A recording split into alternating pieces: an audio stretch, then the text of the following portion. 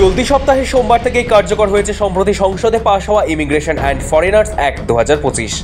এরপরেই স্বরাষ্ট্র মন্ত্রকের তরফে একটি নির্দেশিকা জারি করা হয়। মঙ্গলবার 2রা সেপ্টেম্বর কেন্দ্রীয় স্বরাষ্ট্র মন্ত্রকের তরফে নির্দেশিকায় বলা হয়েছে, ভিন দেশের নাগরিক যারা অবৈধভাবে ভারতে বসবাস করছেন তাদের নিজেদের দেশে ফেরানোর ব্যবস্থা করা হবে।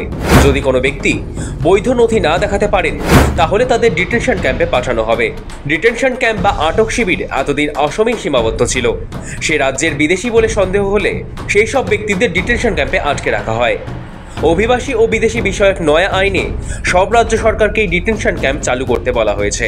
তবে বাংলাদেশ, পাকিস্তান, আফগানিস্তানের সংখ্যালঘু নাগরিক, হিন্দু, খ্রিস্টান, শিখ, বৌদ্ধ, জৈন, পার্সিরা যারা ধর্মীয় অত্যাচার থেকে বাঁচতে ভারতে এসেছেন তাদের ফেরত পাঠানো হবে না। তবে এক্ষেত্রেও সময়সীমা রয়েছে।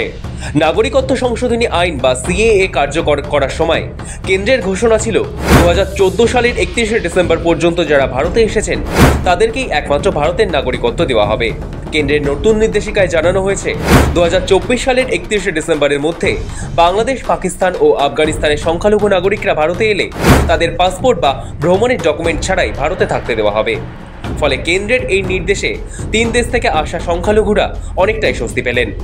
বিশেষ করে 2014 সালের পর পাকিস্তান থেকে যে সমস্ত হিন্দুরা চলে এসেছিলেন ভারতে তারা নিজেদের ভবিতব্য নিয়ে চিন্তিত ছিলেন। এবার তারা বাংলাদেশ, পাকিস্তান বা আফগানিস্তানের পাসপোর্ট ছাড়া ভারতে থাকতে পারবেন। তবে এই আইনের নাগরিকত্ব গ্যারান্টি দিচ্ছে না। বাংলাদেশ, পাকিস্তান বা আফগানিস্তান থেকে আগত কোনো ব্যক্তি নাগরিকত্ব আইনের ধারা 6B'র মাধ্যমে আবেদন করে ভারতের নাগরিক হতে পারবেন। কেন্দ্রের নির্দেশিকায় বলা হয়েছে, বাংলাদেশ, পাকিস্তান, আফগানিস্তানের হিন্দু, শিখ, বৌদ্ধ, জৈন, খ্রিস্টান, পার্সিরা যারা ধর্মীয় নিপীড়িত হয়ে বা নিপীড়ন থেকে বাঁচতে 2024 সালের 31শে ডিসেম্বরের মধ্যে ভারতে এসেছেন, বৈধ নথি ছাড়াই বা বৈধ নথির মেয়াদ শেষ হয়ে গিয়েছে, তাদের ভারতে থাকতে দেওয়া হবে। নেপাল ও ভুটানের নাগরিকরাও যারা স্থল বা আকাশপথে ভারতে প্রবেশ করেছেন তাদেরও পাসপোর্ট বা ভিসা দেখাতে হবে না। একইভাবে ভারতের নাগরিকরা যদি নেপাল বা ভুটান থেকে ভারতে আসেন তাহলে তাদেরও কোনো পাসপোর্ট বা অন্য নথি দেখাতে হবে না।